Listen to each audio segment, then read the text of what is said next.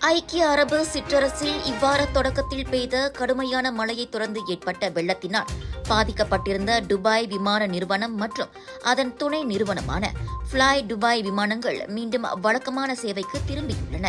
செவ்வாய்க்கிழமையன்று Dubai நகர் புயல் தாக்குதலுக்கு உள்ளானதைத் தொடர்ந்து ஐக்கிய அரபு சிற்றரசிற்கு குறைந்தது 400 விமான சேவைகள் ரத்து செய்யப்பட்டு மற்றும் பல விமான சேவைகள் தாமதப்படுத்தப்பட்டதாக விமான நிறுவனத்தின் தலைவர் திம் கிளாக் வெளியிட்ட அறிக்கையில் கூறியுள்ளார்.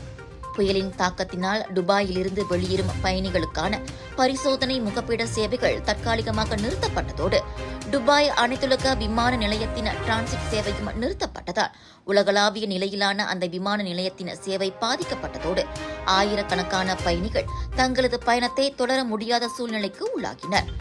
அந்த விமான நிலையத்தின் டாக்ஸி பாதைகளில் வெள்ளம் ஏற்பட்டதைத் தொடர்ந்து விமானங்கள் வேறு விமான நிலையத்திற்கு திருப்பிவிடப்பட்டதோடு பல விமான சேவைகள் தாமதப்படுத்தப்பட்டன.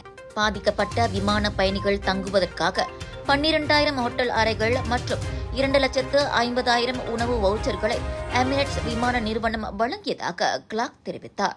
துபாய் மற்றும் அபுதாபியில் சில சாலைகளில் இன்னமும் வெள்ள நீர் காணப்படுவதாகவும் அறிவிக்கப்பட்டிருக்கிறது.